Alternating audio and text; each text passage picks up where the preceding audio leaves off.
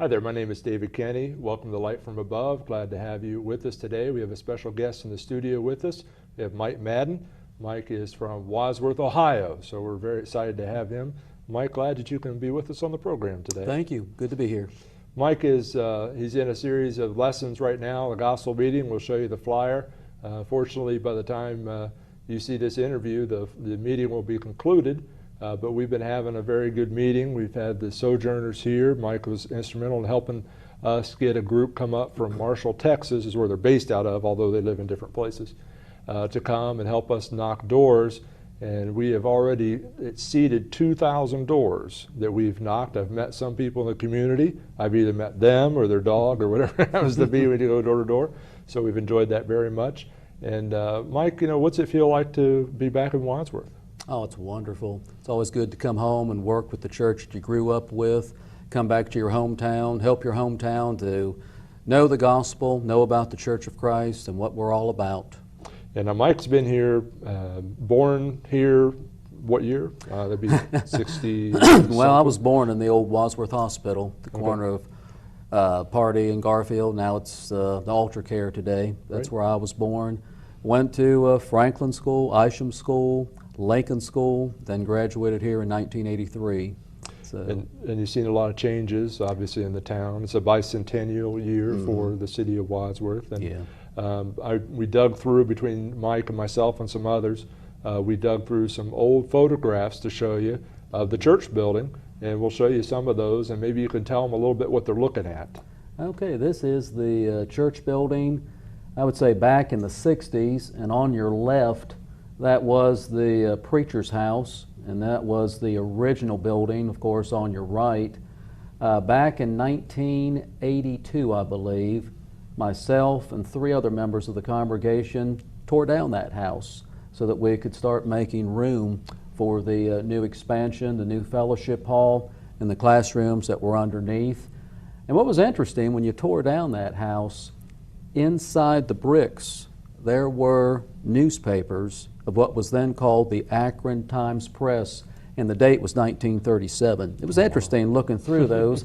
I don't know what happened to those papers. I don't know if someone took them or what, but I would love to have kept them just for, for the sake of history.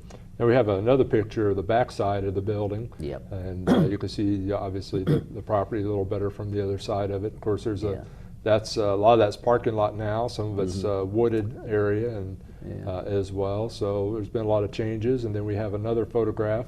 This is actually a postcard that we mail out to people, even to this day.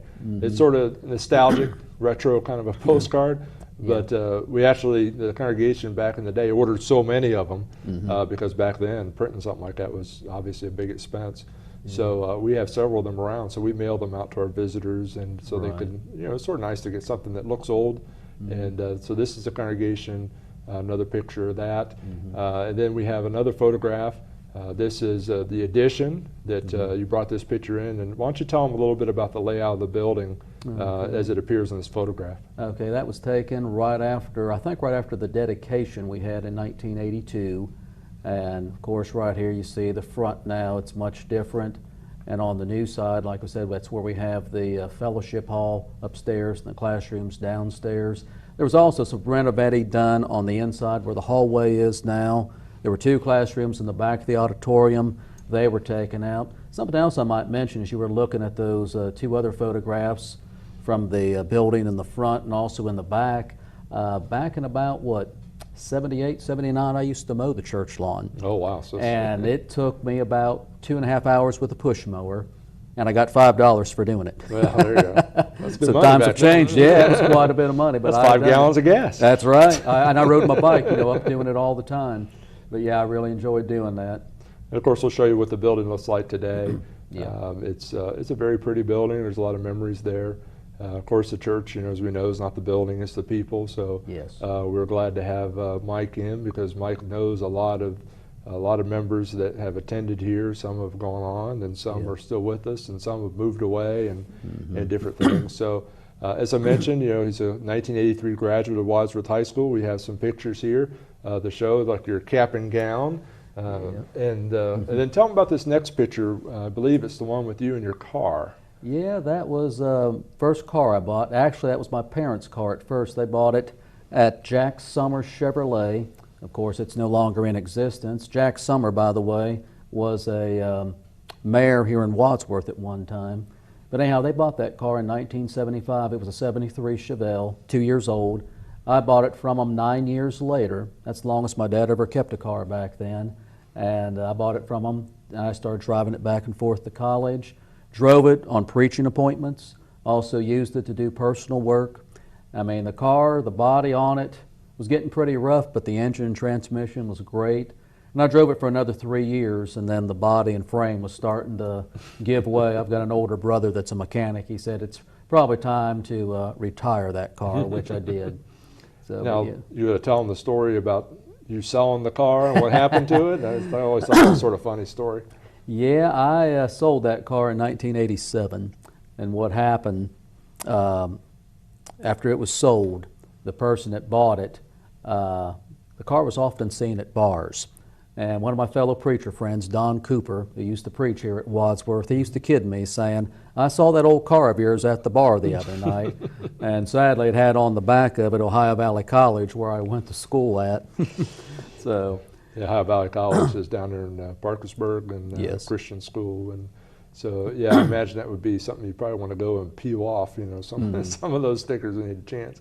Oh, yeah. We've got another picture. This is you and Dale Roth. This Yes. is, I believe this was, the newspaper was going around taking pictures. This was Easter Sunday, and it was 1983. And as you can see, right behind Dale, there is some snow. So it was somewhat of a white Easter. And back then, I don't know if Wadsworth still does it today or not. They go to different churches on Easter Sunday and take pictures, you know, for their, quote, Easter services. Of course, you know, in the Lord's Church, we celebrate Easter every Sunday by recognizing the resurrection of Christ. But a reporter came in and asked Dale and I if we'd come out for a picture. So it ended up in the newspaper. Should point out, Dale Roth has been a song leader for over 50 years. He's been with this congregation just about during that time period, I'd say a good 55 years. And Dale's an excellent song leader. He's been leading singing during the meeting, and he often says, I've been blessed with a voice, and no one disputes that. That's right. He does an excellent job, so we're very thankful to have him to lead singing for us. Mike grew up in the congregation. He became an associate minister. We have a picture of him behind the pulpit there at Wadsworth back in the day. And Mike is, I've been introducing him as a hometown favorite, you know, around town, and trying to get people to come out to listen to him and hear him. Now, tell him a little bit, you know, when you left Wadsworth, where did you go then? Okay. Well, let's see. I went to Ohio Valley College, of course, after I left Wadsworth. Graduated from there in 1988. And then began my full-time work at Summerfield, Ohio. Was there at Summerfield for 5 years down Noble County. Noble County is, I guess you would say, number 87 in the 88 counties in Ohio. You know, it's the next to the smallest county. But you know what? That was an experience, working in a small community like that. I mean, Wadsworth is now 22,000. The town of Summerfield was about 300 people. And so it was a big experience, you know, going from such a large city down to a little small rural community. But one thing about that community, and I've often said this, it was like the little Mayberry, like on Andy Griffin's show. Everybody in the town knew everybody. They knew me. You could walk down the street, feel safe. And what was interesting, in that little town, we didn't have any law. The law was the mayor. And the mayor at that time was a female in her 70s. But if there were situations that occurred, people in the town knew how to take the law into their own hands. Yeah, we have a picture here of you in the Mission Club, 1987. Yes. Of course, many people aren't going to recognize any of these people, but you're right there in front of, right above the word club there. Right. And then you have Charles Abbey, the one to the far right, who was the director of the school and the Bible department and all that. So. Very highly respected individual among Churches of Christ. Yes. Then we have some pictures from the church when you worked, Latrobe Street. Yeah, that's in Parkersburg, West Virginia. The Parkersburg area has a lot of congregations, a lot of large ones, and they do provide bus services from the college to services. I went to a few large congregations, excuse me, but I chose Latrobe Street the second year, and the reason for it is because they gave you opportunity. The church there was like 40 people, but they gave you opportunity to participate in the services, to preach. And then about 3 years after I was with the church, they were in the process of selecting elders. They asked me to be on the elder screening committee because they thought, you know, this will be good experience for you later on in your ministry. And they kind of gave me the title student minister. But this was kind of where the building was at, it was in a little bit of a rough section of Parkersburg. But you know what, when I would help out in door knocking in that area, I never felt threatened or anything. There was a few rude responses every now and then, but that can be, you know, anticipated in any community that you're with. Absolutely. We have a picture of your office here, which is like a little white building, and that you can see on the next picture we have here. I'm sorry. This is a picture, and this is in the white building. Now, who is this? Okay, this is my wife, Jane. This was our engagement picture back in 1987. She was not a student at Ohio Valley College. We met through the college. Her mother-in-law, or shall I say her mother, who became my mother-in-law, was the manager of the student center who I worked for. And then later in the library I worked for her as well. I knew her sister, so that's how I was introduced to Jean. Well, great. And we've been together now 26 years. And Jean's here with us this week. Yes. We're really glad to have her. And I always liked her maiden name, which is Cutlip. Cutlip. I thought that's a great name. Yeah. And then we have some pictures from your graduation. You graduated from Ohio Valley College Yes. in 1988 with a bachelor's degree in Yes. Bible. And then once you did that, we have another picture of you and Jean. And, Yes. and then you go on to Summerfield. Yes. So you go on, you do some work there at Summerfield, and this is a picture of the building there, and maybe this is the place that has, is this the place where it has your office in the separate building? Yeah, that's my office right there. Yeah, the building which you just saw prior to that, that was the office. That was at one time a garage, and as a matter of fact, behind it there was still another garage, and one of the members parked a 1962 Ford Falcon in there. Wow, I kind of thought that went with the job when I moved there. I thought maybe this is my courtesy car. But no, that was the office, and the one thing about it, it had an old stove in it. I had to fire it up during the winter months, and you just had to just barely open that valve, and I mean, it was nice and toasty in there. But if you didn't have it on, if you went in there, it was ice cold. But really, the office was more than what I needed at the time. I was just starting out as a preacher, didn't have a whole lot of books, but it served as a classroom from time to time and other activities that we had within the church there. Then we have a picture of I believe you preaching at the auditorium. Yeah, that's at Summerfield, correct. Yeah, I was using the old chalkboard sermon. Got a nice green chalkboard. We have a green chalkboard. They tease me when I use it. They say, well, that's an old one because it's green, and it's usually black now. Yeah. And that's really a thing of the past anymore. You know, we went from chalkboard to overhead projectors. Now we're to PowerPoint. That's right. I wonder where we'll be in the future now after PowerPoint. Yeah, it's really, a lot of things have changed very rapidly. Yeah. And then, obviously you have a lot going on, and here we have a picture. This is Don Cooper. We've had Don Cooper on the show and interviewed him, and been a preacher here, Wadsworth from '85 to 2005. Obviously, he was here a part of your life, and I'm sure he had a big influence. And tell him what's going on in this picture here. Okay, well, this is our wedding day. Don Cooper I worked with as an associate in 1985 and again in 1986. And even after I'd left Wadsworth, went on to located work, I'd came back on a few occasions, held meetings when he was the preacher here. But Don was a mentor to me, still is. I can always depend on him for some good, sound advice. And he married Jean and I on August 13th, 1988. Matter of fact, Jean likes to tell this story. There were 3 preachers involved in our wedding and a total of 15 that were present on our wedding day. And Don did make the joke afterwards. He said it took 3 preachers to marry Mike Madden. So it's stuck, though. Yeah, it's stuck. You got that right. So you've been married now for how long? 26 years last month. Just quizzing you, just to make sure. Yeah. You don't forget. Yeah. So there's a nice picture here of obviously you have Mike's parents on one side, and I guess it's Jean's parents on. I know this is my family, my immediate family. All right. Yeah, and that's my 2 older brothers. They're both on both ends here. My 2 nieces who are now growing up in their 30s. My sisters to the right of Jean, and my brother-in-law at the time, and then my mom and dad to the left of me. Okay, great. And then here's some pictures we have from the homecoming that Wadsworth had, and this is a group of preachers. And why don't you, I mean, you don't have time to comment on all of them, but there's a couple of them you mentioned to me that were particularly special to you, in addition to the Don. Yeah. Well, Rob Albright on my left, he's the one that baptized me. Right behind me on the second row is Jack Gladwell. Brother Gladwell baptized my parents. And to the left of Brother Gladwell is Glenn Martin. Glenn Martin is one of the, like you should say, original members of the congregation. He and his wife Loretta helped start the church here.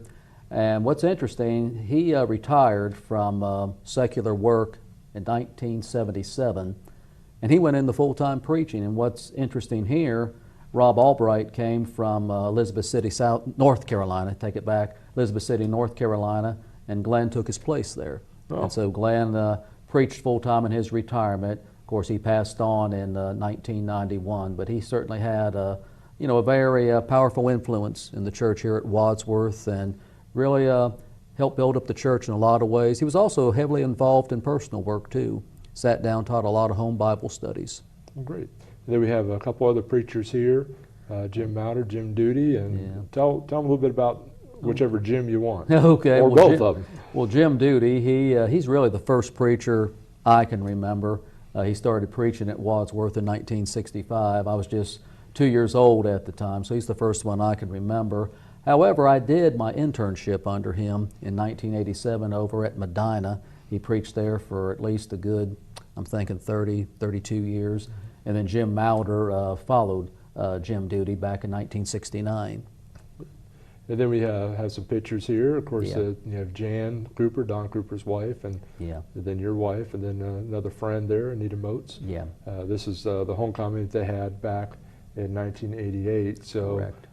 This is the fellowship hall that was new, and I believe is that Rob in the background there? Right. So, that is him in the background. Correct. Yes. I know we have some of these sermons on videotape, VHS. We'll have to get them converted to DVD. We won't be able to watch them here pretty soon. Right. Yeah, that's true. Technology. So now you ended up going to Georgia. Yeah. Now tell them a little bit about Georgia. Okay. After we were at Summerfield for 5 years, 1988 to 1993. Moved to Cumming, Georgia. That's 40 miles north of Atlanta. And I always make the joke that I kind of moved back into civilization after being in a little community like Summerfield. But Cumming, Georgia, at the time when I moved there in 1993, it was starting to become a very fast-growing community. It was becoming a mini Atlanta. In 1995, there were over 42 housing additions in construction. And it was a difficult place to follow up on visitors, all because new streets were popping up all the time. They were not on the map. Yep. And today, it'd be interesting to know if you could even find them on GPS. But we worked with that congregation for 13 years, 1993 to 2006. Now this picture here is in front of the old church building. We built a new building about 5 years later. Moved picture of that here, and that's the building under construction. And so we kind of outgrew the building. Really, we were kind of in an ideal situation. There was a business beside us that wanted our property. We had 3 acres, and they gave us the ideal price. Of course, back in the 90s, the economy was doing quite well, and so we sold the building and property and then moved out to this new location. Of course, right there's the new sign for the new location. And like I said, moved there in 1998, and about, I think it was 2002, 2003, we added a fellowship hall to that building. So now Mike's also, he does a lot of work trying to be involved in the community. Yes. I mean, you have to be out with the people to meet them. And I think we have a picture here where you did a little bit of a stint with the Kiwanis Association. Yeah, I'm a member of the Kiwanis Club, been in it since 1999. Matter of fact, a member of the church got me involved in Kiwanis. I've served as a board member, been a past secretary, past president, and this is the night I was being installed as president. And I'm still with the Kiwanis Club down in Florida. The nice thing about the Kiwanis Club, like you said, it does give you an opportunity to get out into the community, but I think it also gives you an opportunity to be able to make friends in the community. And the nice thing about it, I've also had people from the Kiwanis Club come and visit our services. We had a Community Appreciation Day one time, so I was able to invite many of the Kiwanians to come to the Appreciation Day. Bring a Friend Day. Matter of fact, we're getting ready to have another one down in Florida. And so there's the Kiwanians I can turn to invite to services. And there have been times I have visited some if they've been in the hospital or if there's some kind of a situation they're dealing with in their family. It's good to know it's good to know that they know that I can be there for them and help them out whatever way possible. We brought some family pictures in, and why don't you tell them who's in the picture? Okay, to my left is my father, Ed Madden. Should mention he worked at the PCA down at Rittman, so there might be some folks left from the PCA. Of course, the PCA is now gone. It was tore down, I believe, within the last year. And then that's also my grandfather, Edward J. Madden. We're behind, or rather behind us is a train.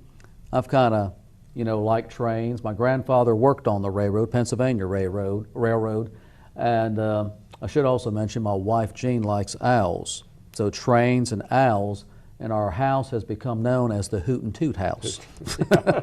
Yeah. Now show them, here's this other picture. Yeah, and I think this museum is down in Cuyahoga Falls, if I remember right. It was taken back in 1975. I was about 11 years old at the time. And again, that's my father and grandfather behind me. And now we have another picture. This is your parents. Correct. Their 50th wedding anniversary. They moved here in 1953 from Pennsylvania, Maryland. My dad grew up in Pennsylvania. My mother grew up in Cumberland, Maryland. And in 1953, one of the reasons people came to Ohio is because this is where the jobs were. Sure. There weren't very many in the small rural community that they were in. My mom's foster mother made a comment one time that my mother talked about hills in Ohio, and she said all a hill in Ohio is a knot in the road. Because back in Pennsylvania and Maryland, you see some mountains, some really steep mountains. But this was their 50th wedding anniversary back in 2003. So then you move on to Florida, Spring Hill, Florida, 2006. Mike likes to call me up whenever the weather is really bad here because he knows the weather, and he likes to tell me about how the weather is where he's at. And, but he's very familiar with Wadsworth, so we've really enjoyed having you here back in town. I know your mother watches the show. I think there's one time we're on that's, I don't know if it's 1:30 in the morning. I can't remember what time it is.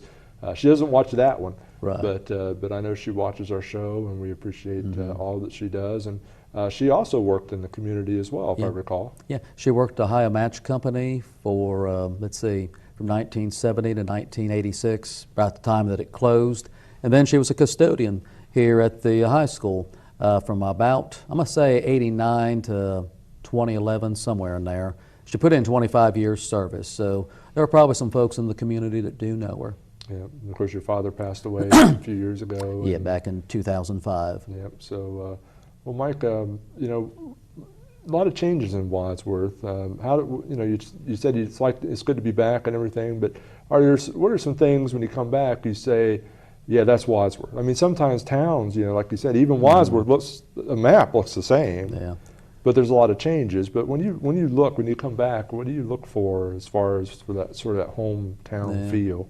I'd say the downtown, and that's something that's absent in so many towns anymore. The downtown's still there, the square, I still recall that. And of course I remember after school, when I was in middle school, walking down to Brenneman's drugstore, getting a couple candy bars, and then walking them off on the way home. So that was always something I enjoyed. But yeah, the downtown, and especially it being lit up at Christmas time. I remember there were 2 trees right behind the gazebo years ago that had colored lights all over them, and I don't know if they still do that or not, but I always loved the downtown. Well, the mayor and the city, they do a lot to try to keep the city together, and of course WCTV does as well. That's a very important part. So we're really glad that you can come in and be a part of the show today, Thank you. Mike. Enjoyed it. All right, we'll appreciate you watching the program today, and please come and visit our services at any opportunity you have. Thanks for watching. Before we close our program today, we'd like to take a moment and review this roadmap to heaven with you, since the matter is so serious. There are many incorrect set of directions out there, and sadly so many people are following them. For example, some people have been given wrong turns. They believe things such as faith only, works only, or grace only. Or some attempt to change the order of the turns, being baptized before they even believe. Some people fail to realize what point they are on the map. Don't even open their Bibles yet, and they think they're saved already. As a person travels in a car or takes a hike, has to follow the proper directions, so we must follow the proper directions to heaven.